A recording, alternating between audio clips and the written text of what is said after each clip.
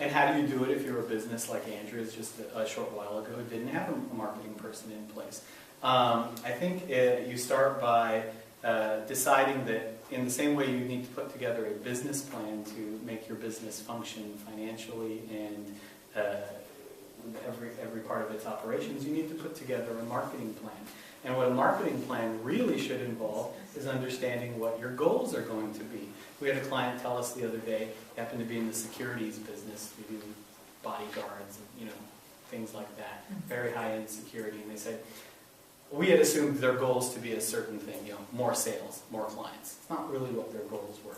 Their goals are to build broad partnerships with other brands that can help them develop their business later and make introductions for them. And then through that, which I thought was a very sophisticated way for them to think, and then through that, they'd be able to gain more clients. So we sort of, we're getting on the road to helping them lay out this map or pathway to reaching these specific goals that they have. The way we do that, we just sort of, it's actually very simple. We sit down with them, we say, who do you want to talk to? How can we help you figure out who those people are? And then what is the voice that they would like to hear that will help them respond to what you would like to say? Often, we'll deal with a manufacturer or in technology, for example, they make maybe stereo systems. And they speak in a very specific high-tech voice. But the consumer buying that product doesn't necessarily talk like that, for the most part. We help them filter that quite a bit.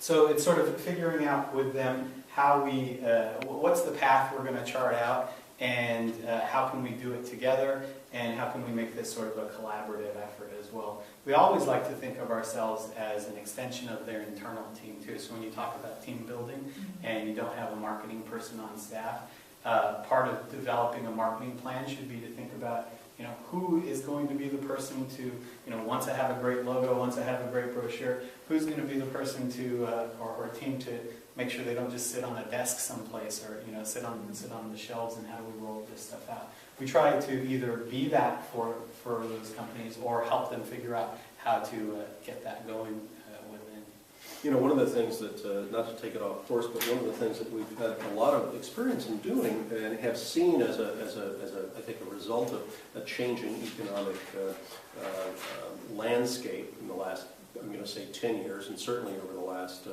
5, is the need for companies to reinvent themselves. And it's sort of like my haircut. It's really out of style. I'm not going to reinvent myself, but most of my clients need to. And relaunches, reinvention, is really a key and critical part of the whole marketing process.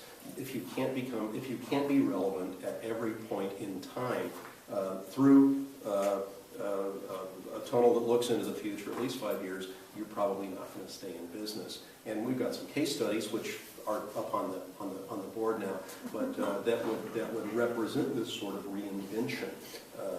Whether it's Rolls-Royce, when we introduced the Phantom back into the market in 2004, that was our project. We reintroduced a brand that was essentially dead. Rolls-Royce was dead. It came back to life. Maserati would be an example too. The cars left the country in shame in 1989 and didn't come back until 2005 when we started working with them again. A complete reinvention, telling a brand new story to a whole new market, and possibly some people old enough to remember the wreckage and ruin that was left behind.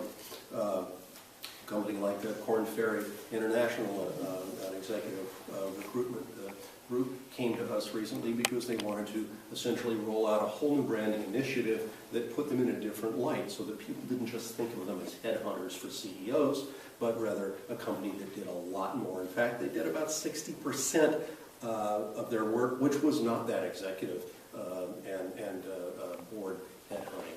So this reinvention is something that's really crucial to companies if they're going to grow and being relevant.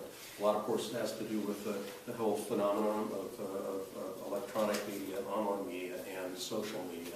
That's something that I think all of us are trying to come to terms with. And especially as a small agency, our clients are asking us questions, and in some cases we might not even know what to answer. We're exploring these solutions together. Sometimes reinvention can be like, I don't know if ever watch those makeover shows on Bravo or something like that? Sometimes reinvention and the starting place for it can be as simple as going out and getting a new haircut and a new wardrobe, and then starting from there. It's certainly good to at least have a starting place. Because we're graphic designers and because we're interested in the look and feel and sound of things, it's a big part of what we do. So we say, okay, you're in financial services, Gina. Your customers are generally worth, $1 million to $50 million a piece. And they're used to going to, great restaurants for dinner and great hotels and seeing things that look beautiful a lot. So instead of getting your business cards printed at overnightprints.com or something like that, it's going to look cheap and feel cheap and kind of, it's not your best foot forward. Let us help you figure out how to apply this thing that Robert says all the time, which is good design doesn't have to cost more. A nice haircut doesn't have to cost more than a terrible haircut. Well, maybe it might.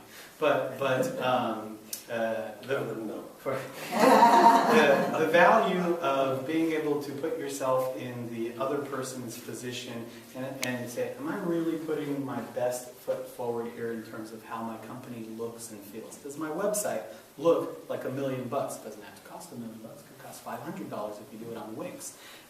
Does my business card really feel like quality paper?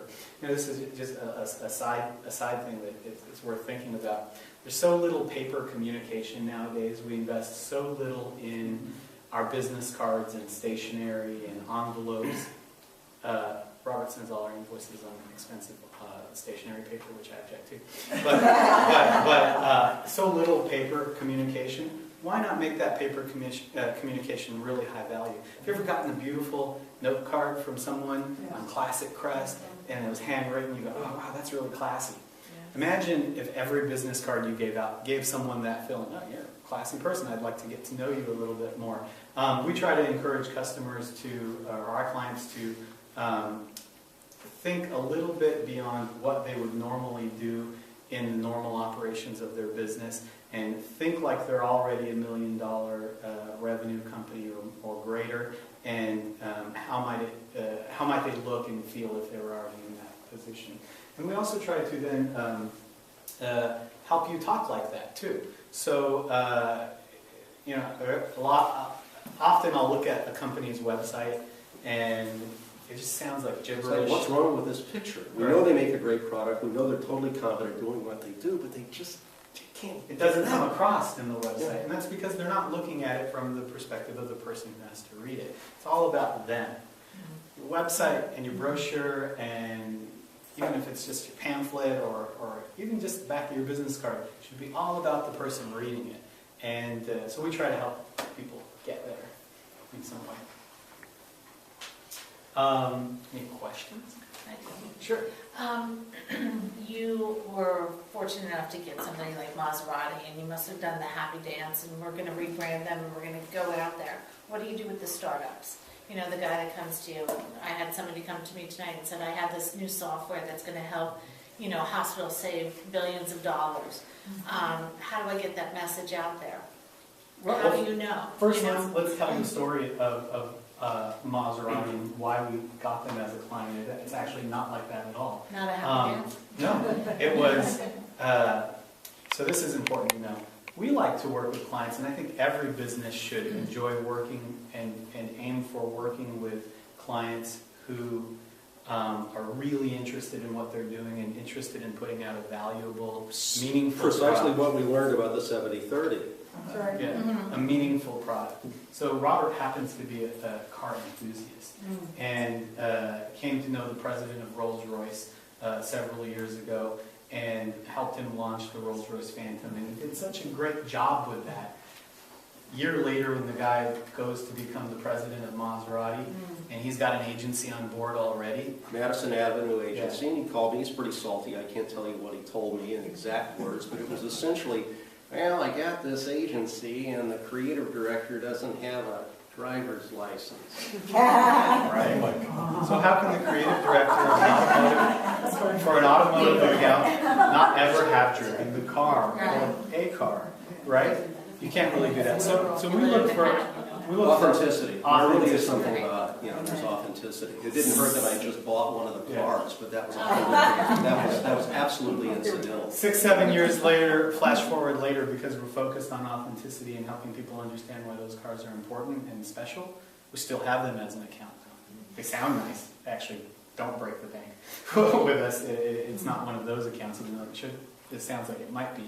But what we try to do with a startup is really understand and help the client understand why they're producing this product, what they're trying to get to, and who it's really for, and actually this is part of the slide, is it the best that they can possibly do in the market?